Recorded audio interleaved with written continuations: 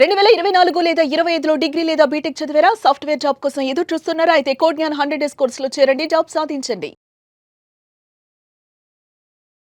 Welcome to Suman TV. నేను మీ Suman TV. నాకు భార్యాభర్తలకు సంబంధించి ఏదైనా గొడవైనప్పుడు కొంతమంది వాళ్ళని వదిలించుకోవాలి అనుకునేటప్పుడు ఒక సర్టిఫికేట్ తీసుకుని వచ్చేస్తారు, మానసిక రోగి అని, సైకిక్ పాత్ అని చెప్పేసి ఏదో చూపించేసి తీసేసుకుని వచ్చేస్తూ ఉంటారు. అది వాళ్ళకి ఎంత తీవ్ర మనోవేదనకు గురి చేస్తుందంటే, వాళ్ళు ఆ విధంగా ఉన్నారు అంటే దట్ ఈస్ ఫైన్. బట్ కొంతమందికి ఏంటంటే తీవ్ర మనోవేదనకు గురి చేసి వాళ్ళు సూసైడల్ టెండెన్సీ వరకు వెళ్ళిపోయే పరిస్థితి చూస్తూ ఉంటాం. చట్టాలు అటువంటి వాటికి అసలు ఏం చెప్తున్నాయి అనేది ఈరోజు మనతో పాటు ప్రముఖ అడ్వకేట్ శశికాంత్ గారు ఉన్నారు. వారి మాట్లాడి తెలుసుకుందాం. నమస్కారం సార్. సార్, భార్యాభర్తల మధ్య గొడవ వచ్చినప్పుడు దట్ ఈస్ ఫైన్ సార్. అంటే 2 టైప్స్ ఉంటారు ఇందులో, అది కూడా నేను చెప్తున్నాను.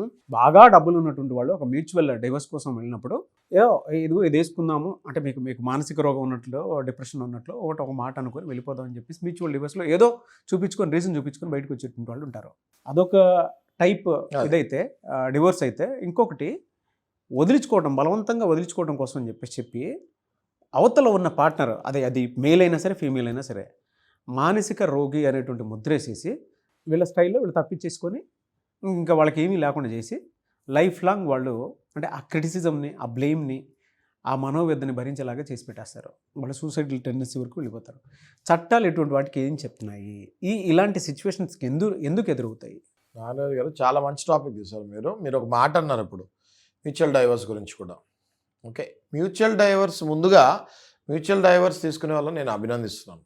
ఎందుకంటే మాలాంటి లాయర్స్ కానీ, లేకపోతే కోర్ట్స్ కానీ, లేకపోతే మీ జీవితంలో ఉన్న అమూల్యమైన టైంని కానీ వేస్ట్ చేయకుండా ఇంకా మేము కలిసి ఉండలేము అని ఒక అండర్స్టాండింగ్కి వచ్చి వాళ్ళు మ్యూచువల్ డైవర్స్కి వెళ్తున్నారు.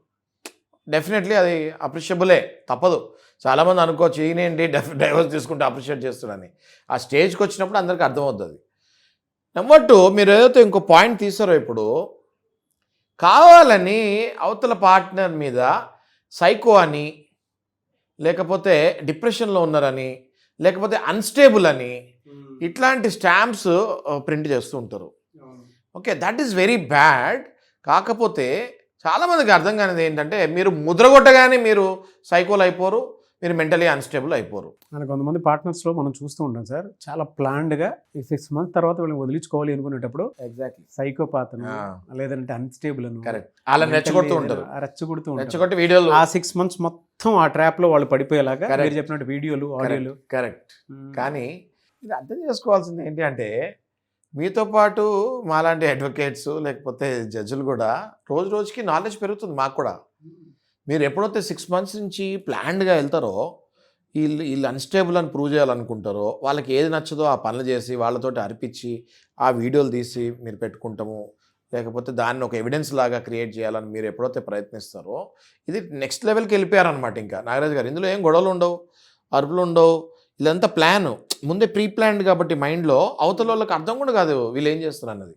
6 నెలల తర్వాత సడన్గా నోటీస్ వస్తుంది. అవతల వాళ్ళు షాక్ తింటారు. అదేంటి నిన్నటి వరకు బాగానే ఉన్నాడు, నోటీస్ వచ్చింది ఏంటి అని.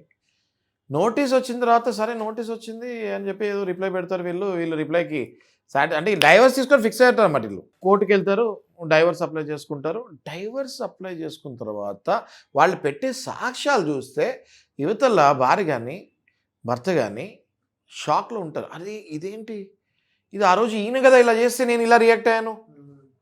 అసలు అప్పటి వరకు ఎప్పుడు అలా రియాక్ట్ అయ్యే ఉండదు ఆమె. ఆ రోజే అలా రియాక్ట్ అయి ఉంటుంది. అప్పటి వరకు అవతలైన కూడా ఏదో పని చేసి ఉండడు, ఏదో పని ఆ రోజే కావాలని చేసి ఉంటాడు ఇది రికార్డింగ్ చేస్తానికి. మీకు అర్థమైంది కదా నారాజు? అర్థమైంది. రికార్డింగ్లు ఈ ఎవిడెన్స్, దాంతోపాటు ఇంకో 4-5 ఇలాంటి ఎవిడెన్స్లు పెట్టేసరికి మీకు ఇంకో ఎగ్జాంపుల్ ఇస్తాను నారాజు గారు. ఎవిల్ ట్యాబ్లెట్ దేనికి వాడతారు? ఎవిల్ ట్యాబ్లెట్లు ఉంటాయి. ఓకే, స్లీపింగ్ పిల్స్, సరే ఏదో ట్యాబ్లెట్ పేరు పెట్టండి. స్లీపింగ్ పిల్స్ అప్పుడప్పుడు వాడతారు. దేనికి వాడతారు? ఏదో ఒకేషనల్లీ ఏదో బాగా డిస్టర్బ్డ్గా ఉంటే డాక్టర్ ప్రిస్క్రిప్షన్ స్లీపింగ్ పిల్ వాడతారు, రైట్?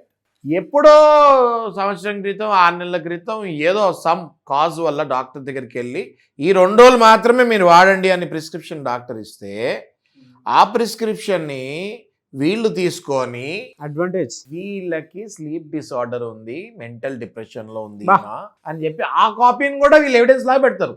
మరి ఇది అర్థం చేసుకోవాల్సింది ఏంటి అంటే, ఒక పక్కన మీరు ఎప్పుడైతే ఈ ప్రిస్క్రిప్షన్ కాపీ పెడతారో ఆ డాక్టర్ గారితో కూడా మనం ఒక లెటర్ తీసుకుంటాము, ఈ రెగ్యులర్గా వాడేవాళ్ళని మీరు 2 రోజులకే ఇచ్చారా అని. అది మళ్ళీ వాళ్ళు పెట్టింది రాంగ్ అని ప్రూవ్ అయిపోద్ది. ఎప్పుడైతే మీరు వీడియో తీశారో అలాంటి వీడియోలు మీ దగ్గర ఇంకా ఎన్ని ఉన్నాయో అడుగుతాం మేము. మరి ఒకటే వీడియో ఉంది, 2 సార్లు 3 సార్లు గత 6 నెలల నుంచే ఈ వీడియో ఉంది అంటే 100% మీరు ప్లాన్కి వెళ్ళినట్టే దాని అర్థం కదా. ఇంకోటి చెప్పిన నాగరాజు మీకు, రీసెంట్గా నా దగ్గరికి వచ్చిన కేసు చెప్తున్నా మీకు. ఒక భార్య పిల్లల్ని తీసుకొని వెళ్ళిపోయింది, భర్త దగ్గర పిల్లల్ని చూపిస్తానికి కూడా అంగీకరించట్లేదు. దేనికి అంటే ఆయనకి అన్స్టెబిలిటీ ఉంది అని, మెంటల్ అన్స్టెబిలిటీ, డిప్రెషన్లో ఉన్నాడని. అయితే ఆ భర్తకి 2 నెలల క్రితము కంపెనీలో, ఒక పెద్ద సాఫ్ట్వేర్ కంపెనీలో ప్రమోషన్ వచ్చింది. మరి ఆ సాఫ్ట్వేర్ కంపెనీ అంటే అన్ని బుర్రతోనే కదా చేసేది. మెంటల్ అన్స్టెబిలిటీ, డిప్రెషన్ ఉంటే ఆయనకి ప్రమోషన్ ఎట్లా వస్తుందండి? కోర్టు ఆ కేసుని కొట్టేస్తాం జరిగింది, భార్యను మందలిస్తాం జరిగింది. సో ఇట్లా ఎప్పుడైతే తప్పుడు ముద్రలు వేస్తారో కోర్టు చెప్పేది ఏంటి అంటే, గవర్నమెంట్ సైకాలజిస్ట్నో సైకియాట్రిస్ట్నో డాక్టర్ని తెచ్చి వాళ్ళతోటి టెస్ట్ చేయించి ఆ రిపోర్ట్స్ మళ్ళీ ప్రవేశపెట్టి మళ్ళీ ఈయన నేను కరెక్టే అని చెప్పి ప్రూవ్ చేసుకునే అవకాశం ఎంత మాత్రమైనా భర్తకు కానీ భార్యకు కానీ ఇటువైపు ఎవరుంటే వాళ్ళకి ఆ అవకాశం ఉంటుంది. ఈ విషయం తెలియక చాలామంది ఏం చేస్తారంటే, నాకు డిప్రెషన్ ఉందన్నారు, నాకు అన్స్టెబిలిటీ ఉందన్నారు అన్నది నిజంగానే వీళ్ళు స్లోగా డిప్రెషన్లోకి వెళ్ళిపోవడం జరుగుతూ ఉంటుంది. సో దయచేసి అలాంటి వాళ్ళకి అష్యూరెన్స్ నేను ఏమిస్తున్నా అంటే, ఆఫ్టర్ ఆల్ అవతల వాళ్ళు ఎవరో చెప్పబట్టి మీ మీద అపనిందలు వేస్తే దానికి మీరు కుంగిపోకండి. ఎవరు నమ్మేవాళ్ళు లేరు ఇక్కడ, ఎవరు నమ్మరు. వీడియోలో పెట్టేస్తారు కదా, ఇంక నమ్ముతారు కదా. వీళ్ళు కూడా ఎలా అయిపోతారంటే అప్పుడప్పుడు ఆ టెన్షన్లో వీడియో పెట్టారు కదా, ఇంక నమ్మేస్తారు జడ్జి గారు. ప్రిస్క్రిప్షన్ పెట్టారు కదా, ఇంకా నమ్మేస్తారు జడ్జి గారు. ఆగండి, జడ్జి గారు కొన్ని 100,000 కేసులు చూస్తుంటారు, మాలాంటి అడ్వకేట్స్ కొన్ని 100,000 కేసులు చూస్తుంటాము. ఏదో మీరు ప్రూఫ్ పెట్టగానే మేము నమ్మేం కదా. డెఫినెట్గా గవర్నమెంట్ సైకియాట్రిస్ట్నో సైకాలజిస్ట్నో లేకపోతే డాక్టర్ను, దానికి సంబంధించిన డాక్టర్ని మనం మళ్ళీ ప్రవేశపెట్టి ఆయనతోటి మళ్ళీ టెస్ట్ చేసి రిపోర్ట్ తీసుకొని అప్పుడు మళ్ళీ జడ్జిమెంట్కి వెళ్ళాల్సి వస్తుంది. కానీ ఏదో మీరు అనుకున్నట్టు వాళ్ళు ఏదో వీడియో పెట్టారు నమ్మేస్తారంటే అది జరగదు. మీరు అనవసరంగా వాళ్ళు వేసిన అపనిందలు నెత్తి మీద వేసుకొని మీరు డిప్రెషన్లోకి వెళ్ళకండి అని నేను కోరుకుంటున్నాను.